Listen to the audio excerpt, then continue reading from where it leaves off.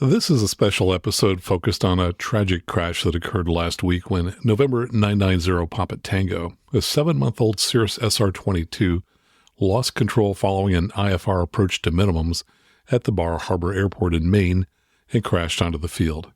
The pilot reportedly had a lot of experience in Cirrus aircraft, but experience doesn't always equate to proficiency. Join us as we talk about what happened on the approach and explore the crucial decisions that could have turned this tragedy into just another landing. Hello again, and welcome to Aviation News Talk, where we talk general aviation. My name is Max Truscott. I've been flying for 50 years. I'm the author of several books and the 2008 National Flight Instructor of the Year. And my mission is to help you become the safest possible pilot. Last week in episode 341, we talked about the crash of a Bonanza that lost power on takeoff and did a 180-degree turn back to the airport. So if you didn't hear that episode, you may want to check it out at aviationnewstalk.com/341. And if you're new to the show, welcome. Great to have you here. Glad you found us. Now, if you would, so you can hear us again next week, just touch either the subscribe key or if you're using the Spotify or Apple podcast app, the follow key so that next week's episode is downloaded for free. And let me remind you that this is a listener-supported show and that we have lots of ways you can show your love and support for the show. If you would take a moment right now, just head on out to our new support page at aviationnewstalk.com/support, where you'll find links to support the show via PayPal, Patreon, Venmo, and Zelle. And when you make a donation, I'll read your name on the show. We'll get to the accident in a couple of minutes, but first I wanted to share an incident that, although it resulted in damage to an aircraft, had a relatively good outcome. Yesterday at the Naples Airport in Florida, an aircraft had an engine failure on takeoff. FlightSafety.org reports that, quote, a Beech A36 Bonanza suffered a loss of engine power on takeoff and made a gear-up landing on the remaining length of runway 5. Now, that's not exactly accurate. I've looked at several of the incident photos, and the aircraft came to rest in the grass between the end of the runway and the relatively short distance to the airport boundary fence. According to winknews.com, one person was on board the aircraft and there were no injuries. And according to Fox 4 Now, an airport spokesperson said the pilot didn't have enough time to lower the landing gear. Now, runway 5 is about 6,600 feet long. There are a few data points available on adsbexchange.com, and they show that the aircraft reached about 150 feet in the air before it started coming down again. Typical guidance to pilots of retractable landing gear aircraft is to not raise the gear until there's no usable runway left. So perhaps the pilot didn't follow this guideline, though ironically, landing gear up may have resulted in less damage to the aircraft. Photos show that the propeller tips are curled, so the engine will have to be torn down and inspected, but there's no other visible damage to the aircraft, though I'm sure there's some damage to the aircraft's belly. Now, had the gear been down when the aircraft touched down, it might have actually traveled farther and gone through the airport fence and onto a road. But landing with the gear up tends to make for the ultimate short-field landing. Aircraft sliding on a runway will usually stop in less distance than aircraft braking with their wheels on the runway. The incident provides a sharp and heart-rending contrast with the accident we talked about last week in 341, when the same model Bonanza took off from MacArthur Airport in Long Island, but didn't use the full length of the runway.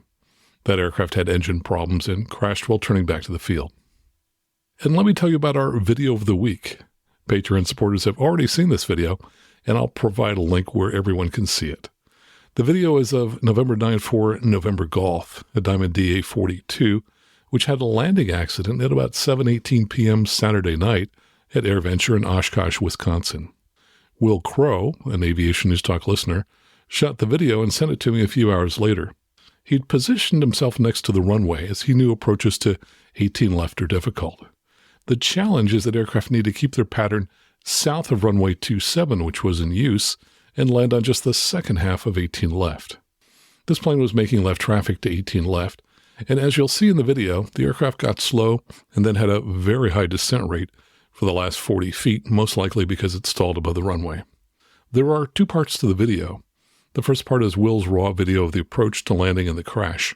And in the second part, I found the ADSB data for this flight, which goes all the way to the ground, and I ran it through a simulator so you can see the cockpit view and instruments, including the ground speed, altitude, and vertical speed. I then superimposed that on top of the landing video so that you can see the ADSB data and the video at the same time. What you'll see is that the aircraft never maintained a constant airspeed once it turned base. Instead, its airspeed decreased continually until the moment it crashed onto the runway. Now, a better technique is to have a target airspeed for each leg and maintain that airspeed on the leg. If instead you fly with a constantly decreasing airspeed, you'll need to trim continually, and if you don't, the force required on the elevator will continually increase. Also, if the airspeed is continually changing, you'll need to watch it like a hawk to assure you don't get slow. By contrast, if you're flying at a target airspeed and are properly trimmed, you can look away from the airspeed for a little longer without worrying that the aircraft will get slow. Now you can find the video by going out to patreon.com/aviationnewstalk, and I'll include a link to it in the show notes, which you can find at aviationnewstalk.com/342. And by the way, while you're on that page, please consider taking a moment to sign up for the show. You can sign up at various levels starting at $8 a month. And if you sign up at the $20 a month level or higher, you'll immediately have access to all 92 videos I've posted for Patreon supporters. There are also higher support levels that you can donate at, where you can get access to my online courses, or where I'll mail you a signed copy of one of my books. If you'd prefer, you can also make a one-time donation via PayPal, Venmo, or Zelle. So if you would, stop what you're doing for a couple of minutes, go look at the video with the Diamond DA42, and sign up on Patreon. Or to make a donation another way, go to aviationnewstalk.com/support. And when you do, I'll read your name on the show. And since aviation is a small community, see if you know any of these three supporters who've signed up to support the show in the past week. First, we have a new mega supporter at the $50 a month level. That's Raj Nair. And we also have another Patreon supporter, Yulia Buguen. And finally, we have a one-time donation for PayPal from Patrick Wiggins. Thanks so much for not just listening to the show, but also participating by supporting the show. Now let's talk about the fatal accident in Maine. First, our condolences to the family and friends of the pilots and his passenger. These are terrible tragedies, but the reason we talk about them is so that we can learn from them and hopefully save the lives of others who may find themselves in similar situations. I think when the NTSB writes their final report on the accident of November 990 Papa Tango, the probable cause will include words such as the pilot's failure to maintain adequate airspeed, which resulted in an aerodynamic stall and loss of control. While we don't know today for sure why the pilot lost control, the NTSB may get a fairly good idea after they download data from the aircraft's data module located in the tail, which records dozens of parameters, much like an airliner flight data recorder. However, already a few of the pilot's decisions stand out, and had they been made differently, we perhaps wouldn't be talking about this accident. I was recently reading the book Pre-Accident Investigations by safety expert Todd Conklin, and I was struck by something he said. He wrote that, quote, aviation accidents are the unexpected combination of normal aviation variability. And in this case, if a couple of variables had been different, there might have been a more positive outcome. Instead, as you'll see, the challenges this pilot faced kept stacking up. The aircraft took off from Morristown, New Jersey on Thursday morning at about 10:15 a.m. for the roughly 2-hour and 10-minute flight to Bar Harbor. I decided to listen to the aircraft's communications on the ground at Morristown and didn't expect to hear anything out of the ordinary, but I was struck by a few minor things. Here's the first transmission from liveatc.net when November 990 Papa Tango called for its IFR clearance. Listen carefully and see if you can hear what the pilot missed in his readback. Hello, clearance, Cirrus 990 Papa Tango IFR to Bar Harbor. Cirrus 990 Papa Tango, Morristown, clearance 32, Rockstar Airport via Morristown 7 departure, radar vector 2, breezy, filed, timing thing 2000, expect 900,000, 10 minutes after departure is on 119.2, and 121013. Morristown 7 radar vector is the breezy, then it's filed 3000, expect 9er, 19.2, squawk 1013 for Papa Tango. Did you hear the three things the pilot missed in his readback? He did not read back his clearance limit, which was cleared to the Bar Harbor Airport. He said his initial altitude was 3,000 instead of 2,000, and for the expected altitude of 9,000, he didn't mention that it would be after 10 minutes. That's a lot to miss in a readback, but it's not terribly unusual. What did seem unusual to me, as you'll hear next, was that the pilot was so confident that he'd gotten everything right, he assumed that the problem was not his readback, but that the controller didn't hear him for some reason. Now that struck me as a little odd.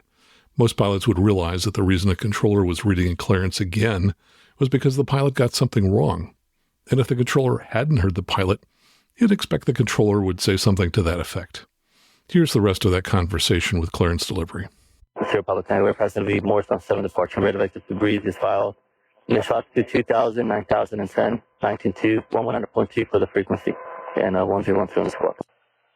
Papa Tango, I said that back to I don't know what happened. I thought I read it back. Want me to say it again? Sierra Papa Tango, clearance to Bravo, Hotel Bravo, Airport via the Morristown 7 departure, radar vector to breezy, as filed. Climbing from 2000, like 900,000, 10 minutes after. Departure frequency 119.2, and your clock is 1013. Okay, Papa Tango, do you hear me, sir? Hey, firm, how do you hear me? Yeah, I don't know. I didn't hear me read it back. So I'll do it again. No problem, sir. Morristown 7, radar vector to breezy, and then 3,000, click 910, 19.2, squawking 1013. And Sierra Papa Tango, it's going to be initial altitude 2,000 feet, not going to be 2,000 feet, then 900,000, 10 minutes after. Correcting my initials up to the 2,000. Papa Tango, thank you, sir. Sierra Papa Tango, read that correct. Advise found your IFR when you press it. The other conversations on the ground were fairly normal, though the pilot doesn't seem to realize that the rules of radio communication are that you read back either the full call sign or the last three characters of the call sign. In this case, that would have been 0 Papa Tango. But throughout most of his conversations, I heard this pilot always referring to himself by the last two letters, Papa Tango. Now, neither the call sign issue or the readback problem by themselves would have struck me as particularly problematic. But when we view them in the full context, which is that this pilot had a fatal accident, these minor mistakes take on a little more significance. When I fly, I always try to avoid the little mistakes, because if I do, then hopefully I'll be avoiding the big mistakes. This pilot had several little mistakes before he even left the ground. And now here's another mistake that occurred just 4 minutes after takeoff. Here's the controller's instruction. 0 Papa Tango to work breezy, maintain 6,000. 2 minutes later, the plane was still not direct to breezy, and the controller calls again. 0 Papa Tango to work breezy, maintain 6,000. Note that the pilot was initially getting vectors, so the autopilot would have been in heading mode. When he was cleared direct to breezy, he probably did the direct enter function used to go direct to a waypoint. But if he did do that, he forgot to do something else, which I sometimes see when teaching, and that is that he forgot to go to the autopilot and switch it from heading mode to nav mode. And so the controller had to call him again. Again, a small mistake, but seeing so many small mistakes so early in the flight makes one wonder about the pilot's proficiency. And 13 minutes after he was instructed again to go to breezy, the pilot totally missed a radio call to change to another frequency, and so the controller had to call him again. Again, not a big mistake in itself, but in the context of all the other mistakes, a picture is starting to emerge. But the single biggest issue in the accident sequence was the weather, and it does call into question the pilot's decision-making. Before the pilot departed Morristown, the weather at Bar Harbor was reported as variable at 3 knots, 1 1/4 mile visibility, light rain, mist, overcast at 100, temperature 16, dew point 16, altimeter 3003. But this was an improvement from an hour earlier when it was 100 at 5 knots, 1/4 mile visibility, light rain, fog, overcast 100, temperature 16, dew point 16, altimeter 3005. So while the visibility had improved, the ceiling was still 100 feet overcast, and the airport was below the minimums for its instrument approaches. Though perhaps the pilot found hope in the TAF, the Terminal Aerodrome Forecast. It said for 1500 Zulu, about an hour before the pilot would arrive, that the weather would be 150 at 7 knots, visibility greater than 6 miles, showers in the vicinity, broken 400 feet. Still not great, with the ceilings just 200 feet above the instrument approach minimums. So low ceilings at Bar Harbor were an issue this pilot must have been thinking about if he got a weather briefing. But here's a much, much bigger issue that this pilot may have missed. And it's not something that might jump right out at you if you're casual in your approach to weather briefings. And here it is. The low ceilings that were present at Bar Harbor were widespread throughout much of Maine for most of the day. Think of the implications of that. If you don't see the runway at Bar Harbor and have to go mist, where are you going to go instead? I looked at the METAR history for nearby airports, and most of them were reporting clouds at 200, 300, or 500 feet overcast, which makes you wonder whether the accident pilot had thought about where he would fly to if he had to go mist. The problem when you have low weather everywhere is that if you have to go mist at one airport and you're surrounded by airports with poor weather, it's not obvious which airport you should go to next. This is especially critical if you've flown a long trip and you don't have a lot of fuel to go mist the second time at a different airport.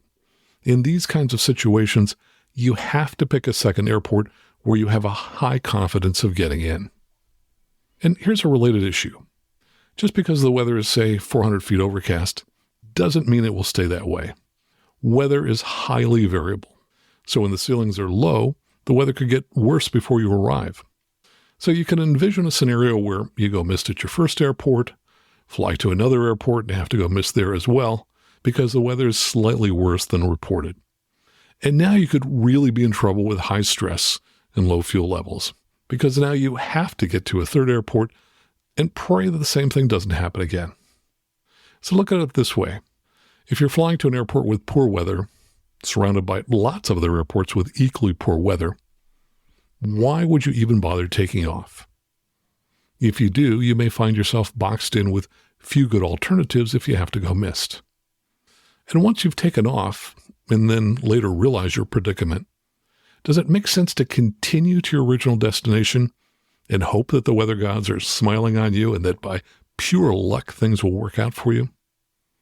A better strategy when en route with widespread poor weather is to not fly to your original destination, but to divert early to someplace where the weather is good enough that there's little chance that you'll have to go mist.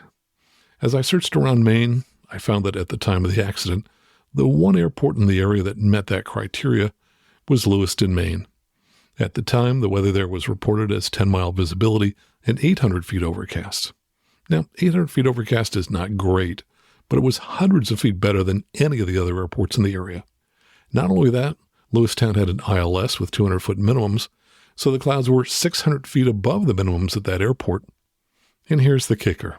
Although that airport is 86 miles away from Bar Harbor, it was along the route of flight, so the aircraft would have flown close to it while en route. Sometimes when the weather is poor at the destination, I'll spend most of the entire flight discussing alternatives with a client, and we may change our destination multiple times as we find better and better options for landing. Because you never want to find yourself boxed in because you flew to an airport with poor weather, surrounded by other airports with poor weather. Far better to stop along the way, or even divert a long ways away, so that you can get to an airport where the weather is good enough that it's unlikely to go below minimums before you get there. By the way, when I'm in these kinds of situations, which are relatively rare, I'm almost always with another pilot, so it's natural for us to have these kinds of conversations en route. But the accident pilot was flying with a lady passenger, and in these situations, there may be a tendency for pilots to be more involved with casual conversations than with considering alternatives for their flight. And yet, a passenger could be helpful in bringing a pilot back to the big picture, which is that the goal of any flight is to not land at your destination, but to land safely somewhere. Now let's talk about the instrument approach into Bar Harbor.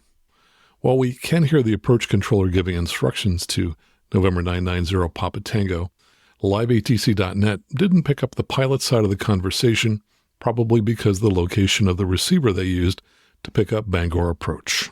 Pilot flew the ILS-22 approach into Bar Harbor. Interestingly, there is also a WASP-based approach, the RNAV GPS-22 at Bar Harbor, and it has minimums that are identical to those of the ILS approach.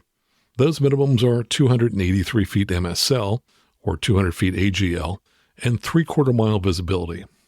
However, there was a NOTAM that said that the approach lighting system at Bar Harbor was out of service. Now, this is one of the normal aviation variabilities that Todd Conklin was talking about in his book. Since the ALS was out of service, the visibility minimums increased from 3/4 mile to 1 mile. The weather around the time of the accident was reported to be 1.5 miles visibility, light rain and mist, and overcast at 300 feet. The winds before the accident were 140 at 4, and after the accident, 160 at 8. So the clouds were approximately 100 feet above minimums, and the visibility was 1/2 mile above the visibility minimums, in light rain and mist. So this approach was barely above minimums, and the approach lights were out of service, making it even harder to identify the runway environment. So this would have been a challenging approach for any pilot. And yet there was still one more normal aviation variability. On the chart for the ILS-22 approach is a note that says autopilot coupled approach NA below 900 feet MSL. Now that NOTAM would have been the result of an FAA flight check aircraft flying the approach and determining that there were problems with the signal, most likely the glide slope, below 900 feet. So for about the last 600 feet of the approach, which would have been a little over a minute of flying time, the pilot would have been required to hand fly the approach while also looking for the runway in light rain and mist. If the pilot happened to miss the NOTAM and left the autopilot on, the aircraft could have pitched unpredictably as the aircraft descended to minimums. Given that the RNAV GPS-22 approach was available with the same minimums and that the entire approach could be flown with the autopilot, it is surprising that the pilot didn't elect to fly the RNAV GPS-22 approach instead of the ILS. Frankly, when given that choice where the minimums are the same, I will always choose the RNAV approach because there's less button pushing required, which makes it less prone to error. We'll see in a moment how having chosen the ILS versus the RNAV approach may have contributed to the accident. By the way, there may be subtle factors present that gently nudge a pilot to use an ILS approach, even when he or she might prefer to use an RNAV approach. For example, often the ATIS at towered airports will advertise that ILS approach is in use, without saying that other approaches are also available. Also, the controller handbook and many airline SOPs call for an ILS to be used to back up a visual approach.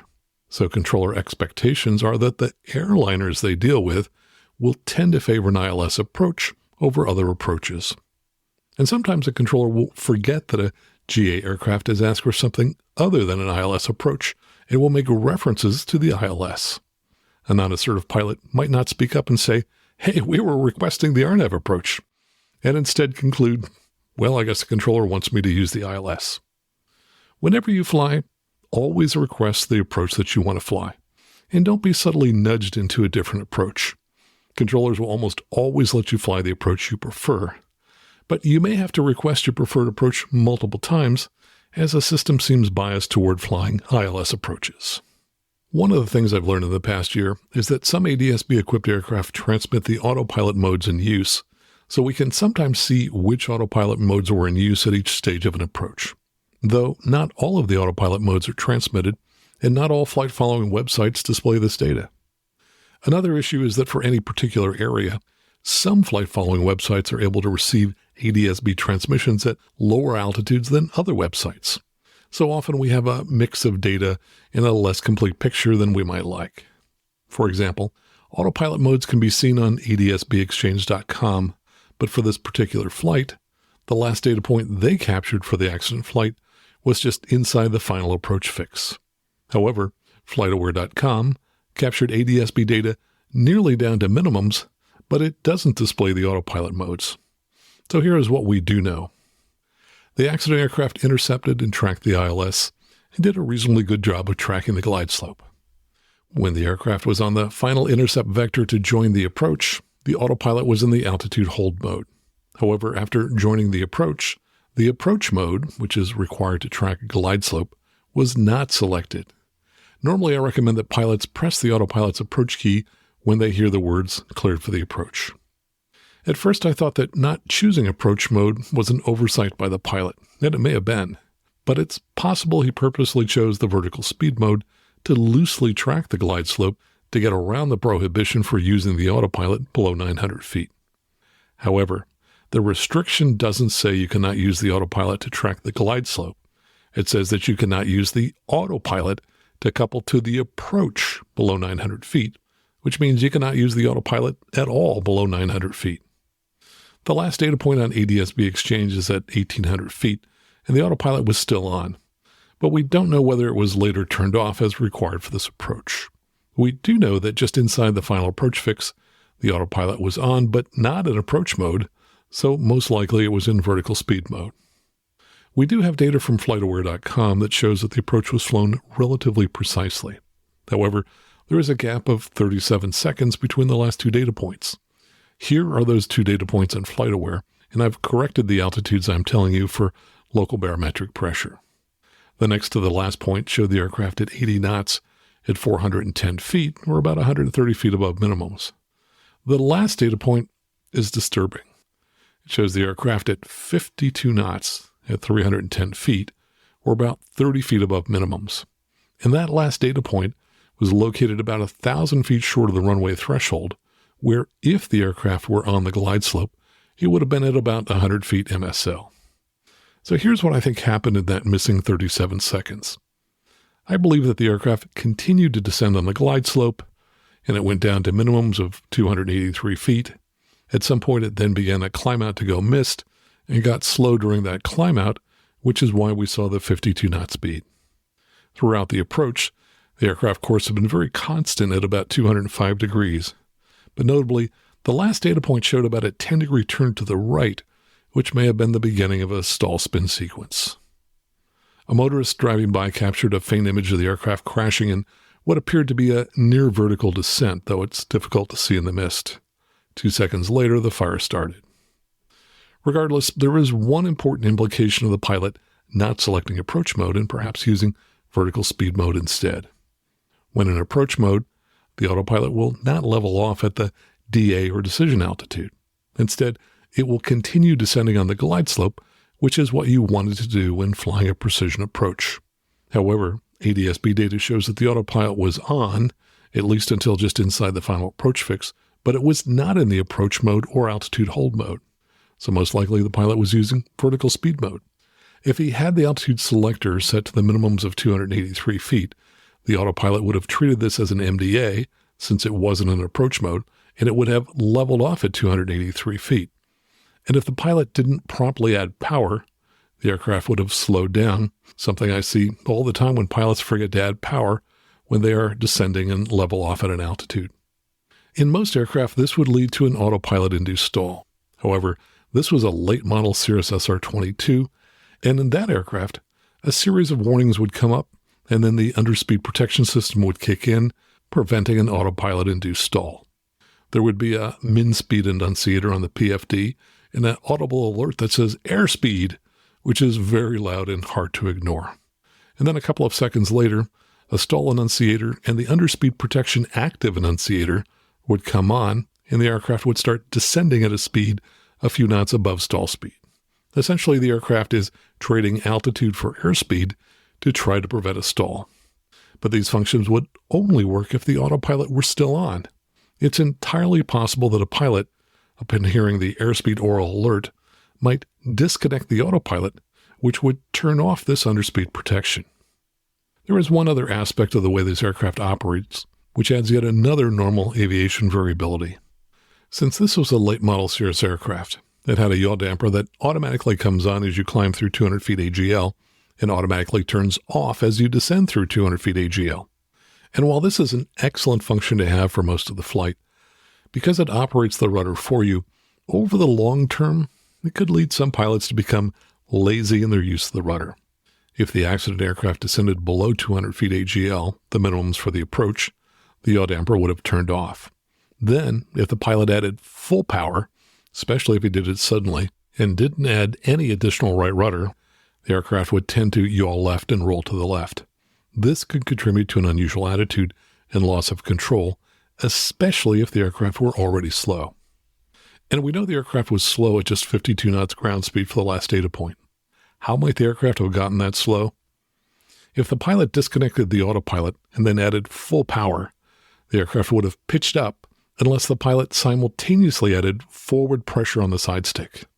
Flight instructors see these pitch-ups in all types of aircraft doing go-arounds, and especially on simulated engine failures, when an aircraft is trimmed for best glide speed and then full power is applied. While on the approach, the autopilot would have trimmed this aircraft for its approach speed, which should be 100 knots on a Cirrus. When full power is suddenly applied with the autopilot off, the aircraft tries to maintain its current trimmed airspeed, and it does that by pitching up rapidly. And if a pilot isn't quick to push forward on the stick, the aircraft overpitches and can get dangerously slow. This is even more likely to occur in IMC or poor visibility, when the pilot doesn't have an outside horizon to compare to the aircraft's pitch. So this is one possible reason that the accident aircraft got so slow at the end. By the way, late model Cirrus aircraft like this one are some of the few aircraft that don't require you to disconnect the autopilot to fly a missed approach. At minimums, instead of disconnecting the autopilot, you simply push the takeoff go-around or toga button, add full power, and the aircraft will start to climb.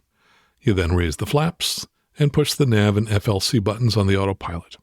So flying the missed approach in these aircraft is more simple than in most aircraft, because you can leave the autopilot on, which is my preferred way to fly a missed approach. As we've talked about before, go-arounds and missed approaches are difficult because most pilots don't practice them often. And when you execute a missed approach in low visibility, pilots can be stressed as they know they're close to the ground and there's not much room for error. So most of us can use more practice flying go-arounds and missed approaches so that we'll perform them correctly when we have to do them for real. And that is part of the pilot mantra, which is to train, train, train. So from a big picture standpoint, you have to wonder why this pilot didn't postpone his trip by a day when there were widespread low ceilings throughout Maine for much of the day, or why he didn't divert to Lewistown and perhaps drive to Bar Harbor, and why he didn't choose to fly the RNAV approach when it didn't have the autopilot limitations of the ILS approach. We'll probably never know the answers to those questions, but eventually we probably will learn a little more about the exact sequence of events that preceded the pilot's loss of control. And here's one key takeaway. There is lots of normal variability in flying. The vast majority of time, things go well in our flights and we have a safe landing. But sometimes one or more things are working against us. And if we let those things stack up, we can occasionally find ourselves in a situation where everything then has to go right because we no longer have any margin for error. In these cases, a single mistake, like the failure to properly execute a missed approach, can lead to an accident. But here's the problem. We're all human, and even the very best of pilots still make mistakes. So when possible, you want to build extra safety margin into everything you do and avoid situations where everything has to go right. Because in those situations, if you do make a mistake, it may be game over. The most important decisions we make are those that we make before we leave the ground. Please don't work yourself into a situation where you need all of your skill and some luck to get out of it. Now, before we wrap up, let me just say that if you're in the market for a headset, please consider buying the only headsets I use, the Lightspeed headsets. I love the new Lightspeed Delta Zulu because I can fine-tune its audio response to compensate for my hearing loss, which I have at both lower and higher frequencies. And when you buy a Lightspeed headset, they will donate to help support this show, but only if you get to their website by first going to our website at aviationnewstalk.com/Lightspeed. So if you're going to buy a Lightspeed, start by going to aviationnewstalk.com/Lightspeed.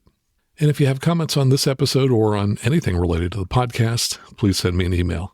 The best way to send me a message is to go to aviationnewstalk.com and click on Contact at the top of the page. And of course, I may end up reading your email on a future show. We also love it when you leave a 5-star review on whatever app you're listening to us right now. But most importantly, please tell one or more of your friends about the show, because that's the primary way that we grow the show. So until next time, fly safely, have fun to keep the blue side up, and remember that you can always go around.